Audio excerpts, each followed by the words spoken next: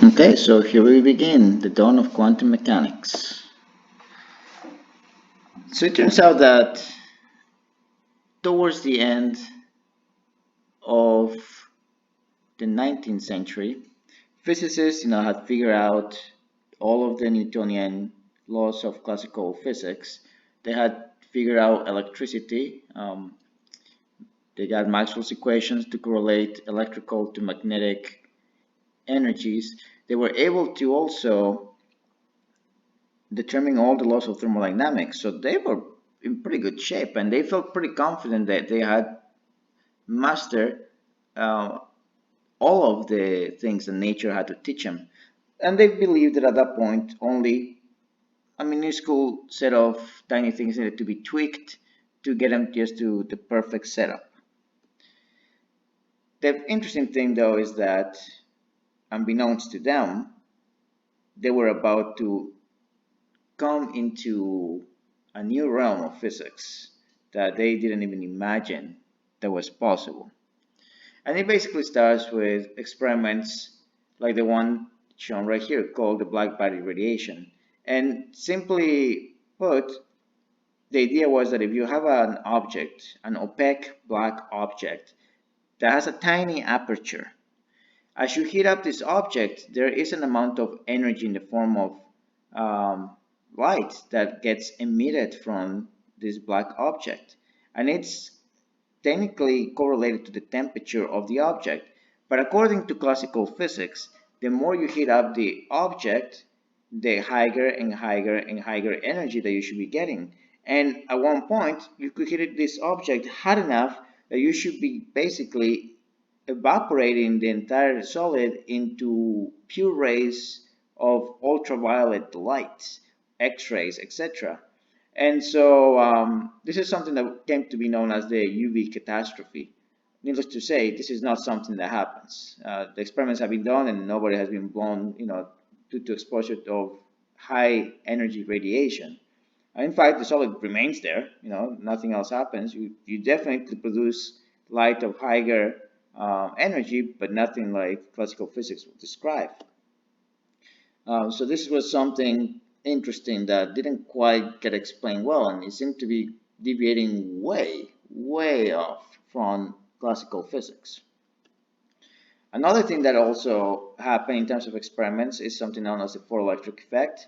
Simply put, a metal is exposed to light of certain frequency, certain wavelength, certain amplitude, and the light is being shined on the metal surface.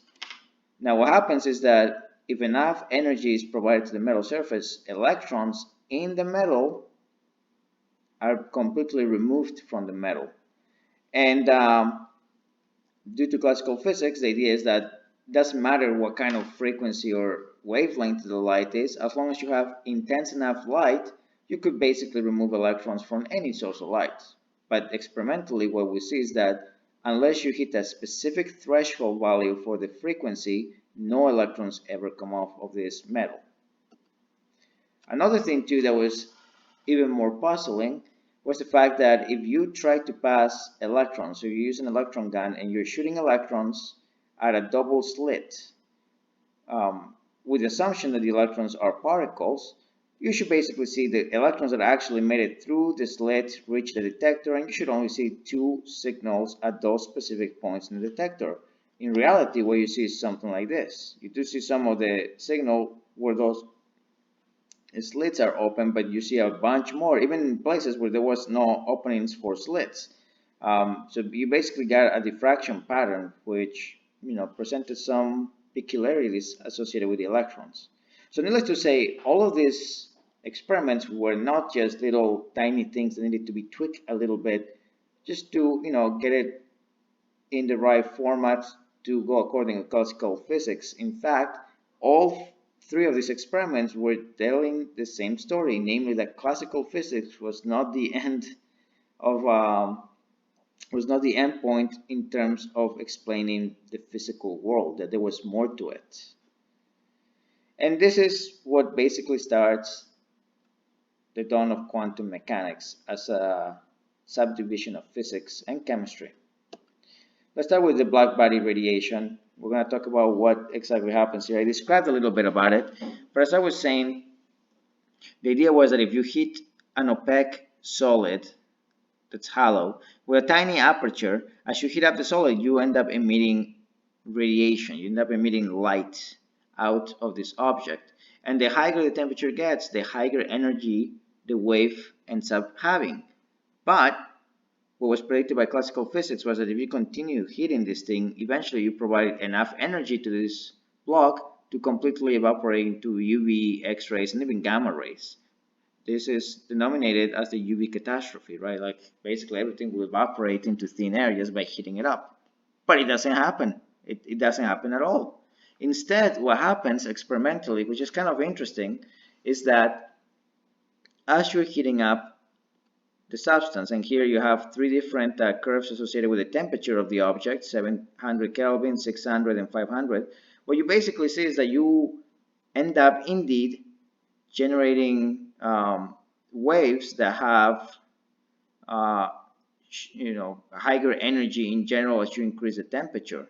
But as you increase the temperature, you don't actually just take off and go into infinity. In fact, you come back to zero by the time the wavelength goes to a value of zero itself. So you're going to create a bell curve almost associated with this stuff.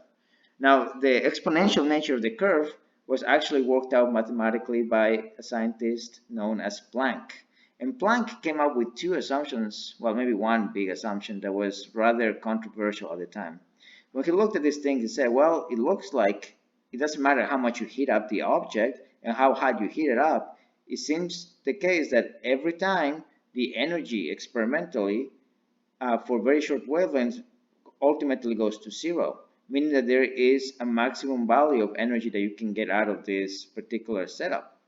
And so he begins thinking that perhaps energy and light actually have discrete values. They don't have a continuum that just keeps increasing and increasing and increasing in temperature or in value, but rather there are specific discrete values that can be met. But aside from those values, anything in between is not a physical, tangible thing that can actually be reached. So this is one of the tenets of quantum mechanics. There are now discrete values, and this is a very outside the box type of thinking coming from Planck, because this was nothing that anybody even dreamed could be possible. But he makes this assumption, and with this assumption, he derives the equation that you see in this graph. And needless to say, the equation looks pretty ugly, and it is. But one thing that I want to point out is that within this equation, in all three portions of it, there is a constant that pops out. You have the speed of light in there, right? C, the speed of light. But in addition to that, you have this other constant that keeps on popping up, which is called the Planck constant, H, in honor of Planck himself. And this value, as he extrapolates it from his equation, is 6.626 times 10 to the negative 34 joules times second. In fact, if you have seen Stranger Things, you might even remember that this number was one of the big driving plots of the season 3 finale. I won't say anything else about it, When you have time, you should watch it. All right, now I'm going to stop the video right here because the photoelectric effect deserves a little bit more time worth of explanation. But one thing I want you to get out of this video is that from the black body radiation, two things happen. First, a new premise is established. The premise that energy doesn't have a continuum. It doesn't just increase and increase and increase. There are actual specific discrete packets of energy that can be accessed, but nothing in between. And with that premise, and that premise alone, Planck ultimately extrapolates Planck's constant from his experimental and theoretical setup. Okay, I'll see you in the next video.